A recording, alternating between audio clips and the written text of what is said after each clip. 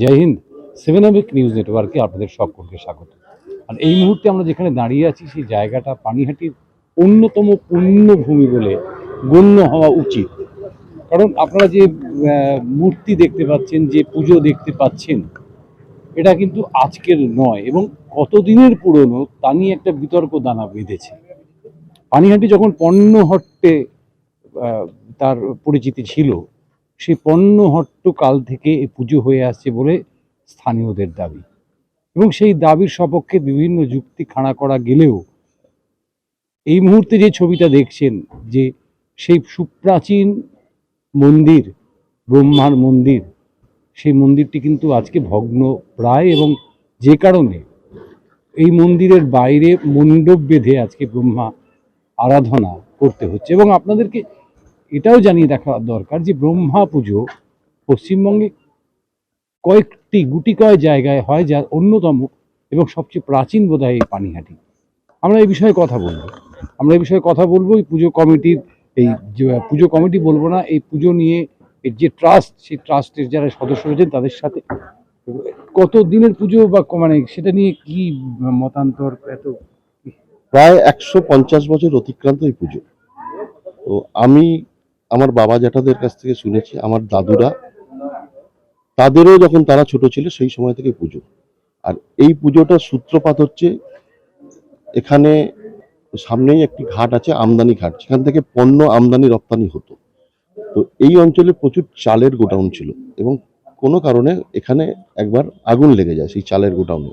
তৎকালীন যারা ব্যবসায়ী ছিলেন তারা অগ্নি দেবতার কাছে একটা প্রার্থনা করেন যাতে তাদের কোনো ক্ষয়ক্ষতি না হয় এবং তারা যাতে তাদের ব্যবসার কোনো ক্ষতি না হয়। তারপরে তারা এই পুজোটা করার সিদ্ধান্ত নেন এবং যেটা আমি শুনেছি যে, এবং অগ্নি দেবতা মানে ব্রহ্মাদেবের আশীর্বাদে তাদের ব্যবসার সেরকম কোনো ক্ষয়ক্ষতি হয়নি। তারপর থেকে তারা এই পুজোটা শুরু করেন এবং এই জমিটা মন্দিরেরই জমি, ট্রাস্টিক জমি, এই জমিতেই পুজো হয়। পিছনে একটা মন্দির আছে, মন্দিরটা ভগ্ন অবস্থায়, আপনারা নিশ্চয়ই সেটা দেখেছেন, এবং বিগত 4 বছর ধরে মন্দিরটা ভেঙে গেছে। আমরা বহু জায়গায় এটা নিয়ে দরবার করেছি, প্রশাসন থেকে শুরু করে স্থানীয় প্রশাসনের কাছে বিভিন্ন জায়গায়, এবং কি হেরিটেজ ডিপার্টমেন্টেও আমরা এর পেপার কাগজপত্র জমা করেছি।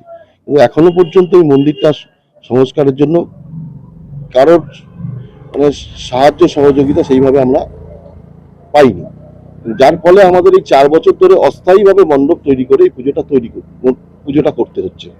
কি বার্তা থাকবে আপনার? দেখুন, আমাদের একটাই বার্তা, এই মন্দিরটা যদি আমরা সংস্কার করতে পারি তাহলে আবার পুরোনো যে মন্দিরটা ছিল, যেভাবে পুরো মন্দিরে গর্ভ গিয়ে পুজো হতো, এবং একটা আমাদের চেষ্টা আছে যেটা পার্মানেন্ট একটা মূর্তি তৈরি করে যাতে আমরা রেগুলার নিত্য পুজো করতে পারি, সেইটা আমাদের মূল চেষ্টা। এবং পানিহাটির তো বটেই, উত্তর 24 পরগনা জেলার মধ্যেও বিরল, এবং সর্বোপরি পশ্চিমবঙ্গে 4টি ব্রহ্মা পুজো হয়, তার মধ্যে পানিহাটি একটি। এটা সবাই জানে, আপনারাও আপনাদের নিউজ চ্যানেলেও দেখিয়েছেন, আমরাও সেটা দেখেছি। কিন্তু আমি চাই, বা আমাদের এই মন্দির যে ট্রাস্টি কমিটি আছে তারা, আমরা সবার কাছেই আবেদন করছি, এটা কিন্তু একজন দুজনের পক্ষে কিন্তু সম্ভব না যে এই মন্দিরটা নতুন করে সংস্কার করা। যার ফলে আমরা চাই সবাই মিলে এগিয়ে এসে এই মন্দিরটাকে সংস্কার করে, এবং হেরিটেজ ডিপার্টমেন্টকে বলবো আপনাদের মাধ্যম দিয়ে যে আপনারা আসুন, এসে দেখুন, আপনাদের কাছে আবেদন যে এই মন্দিরটিকে ভগ্নদশা কি অবস্থা দেখে এটাকে হেরিটেজ ঘোষণা করে তার মন্দিরটিকে সংস্কার করার যদি সহযোগিতা আপনারা করেন, তাহলে ব্রহ্মা মন্দির ট্রাস্টি কমিটি আপনাদের কাছে কৃতজ্ঞ থাকবে। আমার নাম রাজীব নন্দী, বর্তমান পুজো কমিটির সম্পাদক। আমরা রাজীববাবুর সঙ্গে কথা বললাম, উনি খানিক ইতিহাস বললেন, কিন্তু এরপরে আমাদের সঙ্গে রয়েছেন কৃষাণু ভট্টাচার্যের সঙ্গে আমরা কথা বলবো। দেশের 36টি রাজ্যের 23টি জেলা, সব জায়গার সব খবর এক চোখে নয়, দু চোখে দেখি আমরা। আর 7 নিউজ এখন থেকে ওয়েবসাইটেও ভিজিট করুন www.7anews.com এ। আর মুহূর্তের মধ্যে আপনার হাতের মুঠোয়, রাজনীতি থেকে রণক্ষেত্র, খেলার মাঠ থেকে বিনোদন, সবকিছু। পাশাপাশি প্লে স্টোরে গিয়ে ডাউনলোড করে নিন আমাদের 7A নিউজের অ্যাপ, বাংলার একমাত্র বিশ্বাসযোগ্য চ্যানেল।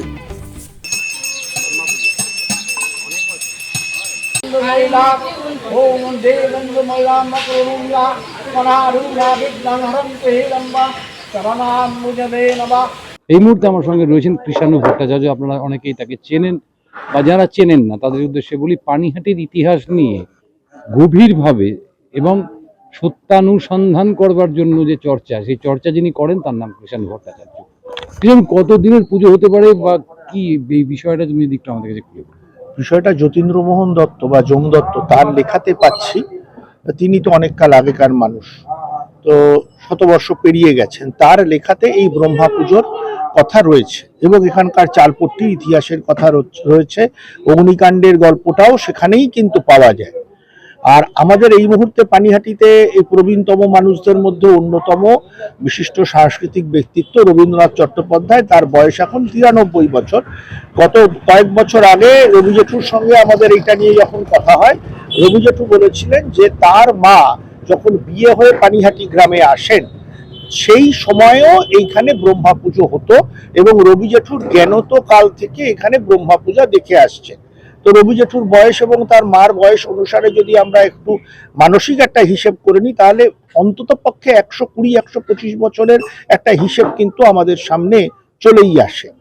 এবং এইখানে আজকে আমরা এরকম একটা পরিবেশ দেখছি, কিছুটা শান্ত, কিন্তু একটা সময় ব্রহ্মা পূজাকে কেন্দ্র করে পানিহাটি গ্রামে দুটি পুজোর কথা পুরনো দিনে চালু ছিল। একটা হচ্ছে এই বাজারপাড়ায় শিবরাত্রি উপলক্ষে একটি পুজো হতো, যেটা বাজারপাড়ার ব্যবসায়ীরা করতেন, আর এই চাউলপট্টির ব্রহ্মা পুজো।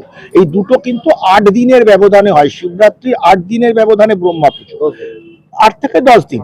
তো এই দুটো পুজোকে কেন্দ্র করে দুটো পুজোর উদ্যোক্তাদের মধ্যে রীতিমতো একটা প্রতিযোগিতা ছিল। এখানে ব্রহ্মা পুজো উপলক্ষে যাত্রা হতো, 1 দিন 2 দিন ধরে যাত্রার অনুষ্ঠান হতো এবং কলকাতার বহু বড় বড় যাত্রার দল ব্রহ্মা পুজো উপলক্ষে তারা যাত্রা করতে আসতেন। অনুরভাবে বাজারপাড়াতেও তারা আসতেন। তো এই ছিল এখানকার পরিস্থিতি। এবং সেই সময়কার মানুষজন যারা ছিলেন তারা নিজেদেরই অর্থে বা নিজেদেরই উদ্যোগেই মন্দির তৈরি করেছিলেন। এখানে সামনে একটা স্থায়ী স্থাবর সম্পত্তি করেছিলেন, যা দিয়ে ব্রহ্মা পুজোর কিছু অর্থনৈতিক সংস্থান করা যায়। যদিও আজকের নিরিখে সেটার খুব একটা যে গুরুত্ব আছে তা নয়, কিন্তু তারা করেছিলেন, তাদের আন্তরিকতা নিয়ে কোনো ঘাটতি ছিল না। কিন্তু গত কয়েক বছর ধরে বা গত বেশ কয়েক বছর ধরেই এই কাজ করতে গেলে যে অর্থনৈতিক সাহায্যটার প্রয়োজন, সেই সাহায্যটা কমতে শুরু করে। স্বাভাবিকভাবে এই মন্দিরটা সংস্কার না করতে গিয়ে, সংস্কার করতে না পেরে একেবারে ভেঙে, আর এর কোনো সংস্কারের কোনো মানে সম্ভাবনাই আর নেই। এটাকে নতুন করে তৈরি করা ছাড়া আর কোনো রাস্তা নেই।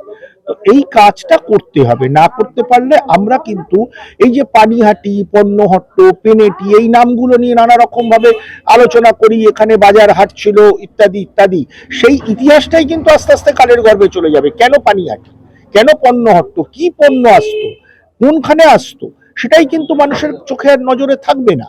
অতএব সেই কথাটাকে মাথায় রাখার জন্য আমার মনে হয় অন্তত পক্ষে এই জায়গাটার একটা সংস্কারের প্রয়োজন।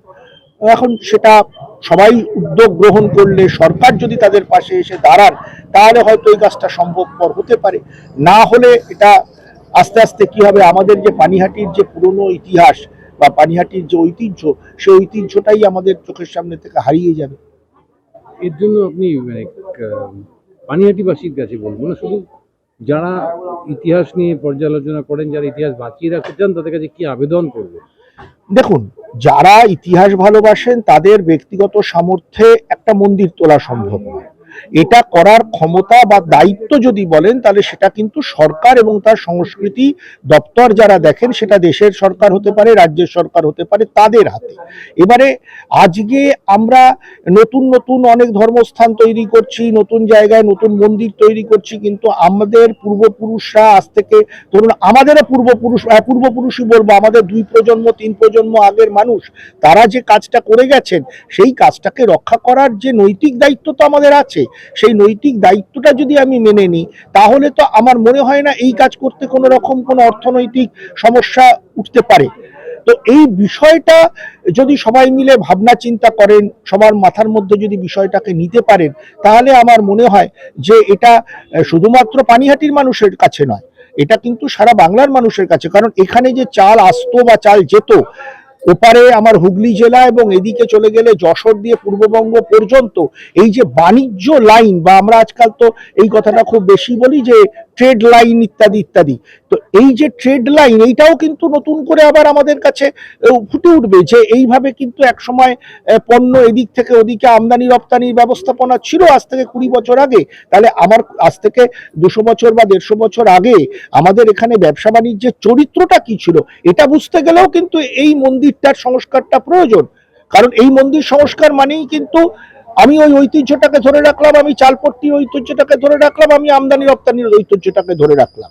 তো ঐতিহ্যকে ধরে রাখার প্রয়োজনও কিন্তু এটা অন্য কোনো ধর্মীয় কারণে নয়, ঐতিহ্যকে ধরে রাখার প্রয়োজনও আমার মনে হয় এই বিষয়ে একটা মানে কি বলবো, একটা গঠনমূলক উদ্যোগের প্রয়োজন রয়ে গেছে। আমরা শুনলাম কৃষ্ণানু ভট্টাচার্য ইতিহাসবিদ, তার কথা তিনি বলছেন যে একটা গঠনমূলক উদ্যোগের দরকার আছে। সত্যি সত্যি এই মুহূর্তে প্রচুর নতুন মন্দির তৈরি হচ্ছে ইত্যাদি, অন্য ধর্মীয় স্থান তৈরি হচ্ছে, কিন্তু সুপ্রাচীন এবং ইতিহাসকে বহন করে নিয়ে চলেছে যে সমস্ত স্থাপত্য, আমি মন্দির বা মসজিদ কোনোটাই বলতে চাই না, যে সমস্ত স্থাপত্য সেগুলোকে রক্ষা করার কিন্তু উদ্যোগ আমাদের চোখে অন্ততপক্ষে পড়ছে না। আমরা চাইব যে সরকার উদ্যোগী হোক, স্থানীয় প্রশাসন উদ্যোগী হোক, স্থানীয় মানুষজন, পানিহাটির মানুষজন উদ্যোগী হোক, যারা পানিহাটিকে ভালোবাসেন তারা উদ্যোগী হোক, এবং এই ব্রহ্মা মন্দির, এই ব্রহ্মা পুজো তার স্বমহিমায় ফিরে যাক। এবং যেটা বলা হলো যেখানে একটা স্থায়ী মন্দির স্থাপন, স্থায়ী মূর্তি স্থাপন, এই কাজগুলোকে শুধুমাত্র ধর্মের নিরিখে না রেখে ইতিহাসের নিরিখে যদি বিচার করা যায় তবে সেটা হোক, এটা আমরা চাইব। ক্যামেরায় শ্যামল পালের সঙ্গে চন্দন সেনগুপ্ত, 7 ABEC নিউজ, পানিহাটি। জয় হিন্দ।